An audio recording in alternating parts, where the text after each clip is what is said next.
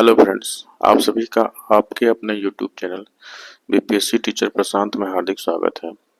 आज का हमारा ये वीडियो पीआरटी इंग्लिश के लिए आप लोगों को इंटरव्यू में क्या क्या पढ़ के जाना है विशेष रूप से वो बतलाने के लिए बनाया गया है। इसलिए वीडियो को बिना स्किप किए अंत तक ज़रूर देखेंगे और अगर आपको मेरे वीडियो देखने के बाद कोई डाउट रह जाता है तो आप मुझे कॉमेंट कीजिएगा, मैं आपका रिप्लाई निश्चित रूप से दूंगा। तो चलिए वीडियो स्टार्ट करते हैं। सबसे पहले आपको पता है कि आपको मुख्य रूप से ग्रामर पोर्शन पर फोकस करना है। तो उसमें आपसे, चूँकि आप जूनियर सेक्शन के लिए रिक्रूट किए जा रहे हैं, तो बच्चों को आप कैसे अल्फ़ाबेट के ज्ञान दे पाएंगे, उन्हें कैसे समझाएंगे कि कौन सा वोवेल है, कौन सा कॉन्सोनेंट है, इससे रिलेटेड आपसे प्रश्न पूछे जा सकते हैं। और ये चूँकि बेसिक प्रश्न है, क्योंकि आपको बच्चों को ABCD सिखाना ही है, इसलिए पूछे जा सकते हैं। दूसरा है आपके पास जो ग्रामर शुरुआत होती है पार्ट्स ऑफ स्पीच से। पार्ट्स ऑफ स्पीच के जितने भी टाइप्स हैं उसके बारे में आपको पता होना चाहिए। फिर सब्जेक्ट क्या होता है, प्रेडिकेट क्या होता है। उसके बाद आपको पार्ट्स ऑफ स्पीच जैसे ही पढ़ रहे हैं तो उसमें आपको नाउन का पता होना चाहिए, use of noun in different condition. अलग अलग कंडीशन में नाउन का क्या प्रयोग हो सकता है, प्रोनाउन क्या है, उसके कितने प्रकार हैं, हर एक का आपको नाम और एग्जाम्पल पता होना चाहिए। उसी प्रकार एडजेक्टिव कितने प्रकार के हैं उसका नाम पता होना चाहिए और उसका एग्जाम्पल पता होना चाहिए। फिर एडवर्ब भी उसी तरह। फिर आप कैसे पहचानेगा कि कौन सा एडवर्ब है कौन सा एडजेक्टिव है। रिकॉग्नाइजेशन के लिए भी आपको बोला जा सकता है कि दोनों में बताए कि कौन सा एडवर्ब है और कौन सा एडजेक्टिव है। उसके बाद कुछ खास महत्वपूर्ण जो प्रीपोजिशन होते हैं उसको आपको देख लेना है। फिर कंजक्शन का यूज देखना है, इंटरजेक्शन का यूज देखना है। उसके बाद हम लोग वर्ब पे चलते हैं। वर्ब चूँकि बहुत बड़ा चैप्टर है, उसमें आपको एक्शन वर्ब देखना है, लिंकिंग वर्ब देखना है, हेल्पिंग वर्ब देखना है। फिर आपको आर्टिकल का यूज पता होना चाहिए, कैसे जो है किसमें ए, किसमें एन और किसमें नो आर्टिकल लगेगा, तो आपसे डायरेक्ट क्वेश्चन पूछ सकते हैं। उसके बाद आपको सिंगुलर प्लूरल की जानकारी होना चाहिए कि किस प्रकार से बनाया जाता है, जेंडर कैसे चेंज किया जाता है।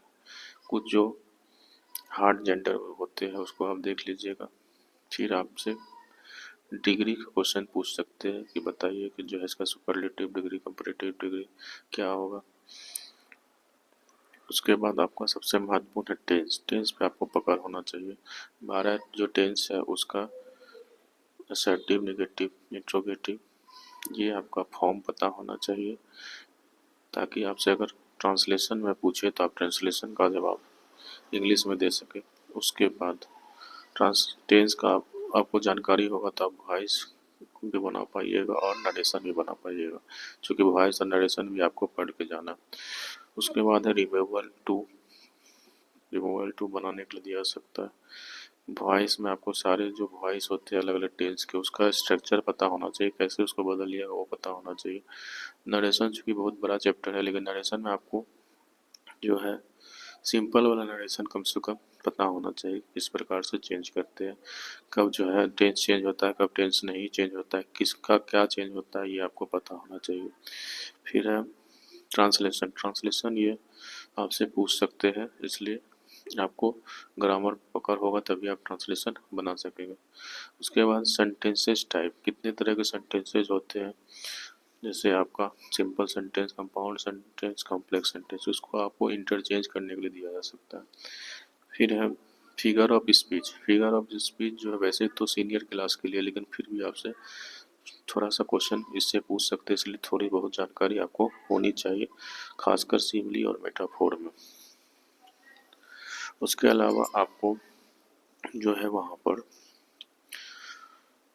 ब्लैक बोर्ड पर या तो डायरी एंट्री या नोटिस राइटिंग या जो है ऑफिशियल लेटर लिखने के लिए कह सकते हैं, इसलिए आपको कम से कम जो है डायरी एंट्री, नोटिस राइटिंग और लेटर कैसे लिखा जाता है उसका फॉर्मेट आपको पता होना चाहिए। अगर आपको नहीं पता है तो आप मुझे कहिएगा, मैं आपको फॉर्मेट ग्रुप में भेज दूंगा। उसके बाद आपको जो है सेल्फ इंट्रोडक्शन तो इंग्लिश में करना ही है, क्योंकि उसमें आप हिंदी का प्रयोग एकदम नहीं कर सकते हैं। और चूँकि आप बच्चे को पढ़ाने के लिए रिक्रूट किए जाएंगे, इसलिए आपको 2 से 3 पोएम जो है करके जाना है एक्सप्रेशन के साथ।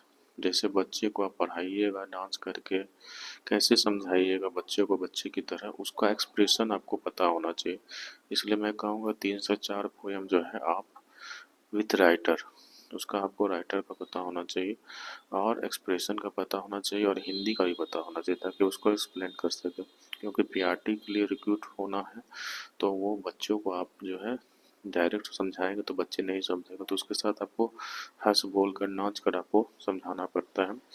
इसलिए आप खासकर पीआरटी वाले एक्सप्रेशन के साथ 3 से 4 अलग अलग राइटर के जो फेमस पोएम होंगे उसको आप ज़रूर करके जाइएगा। आशा करता हूँ कि हमारा ये वीडियो आपको पसंद आया होगा।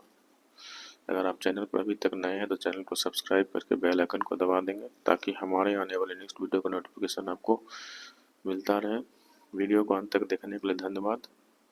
अगर आप अभी तक हमारे व्हाट्सएप चैनल से नहीं जुड़े हैं, व्हाट्सएप ग्रुप से नहीं जुड़े हैं, तो आप जो है इस वीडियो के डिस्क्रिप्शन में उसका लिंक डाला हुआ होगा, आप जुड़ जाइएगा, ताकि आगे भी मैं आपकी मदद कर पाऊँ। जय हिंद, जय भारत।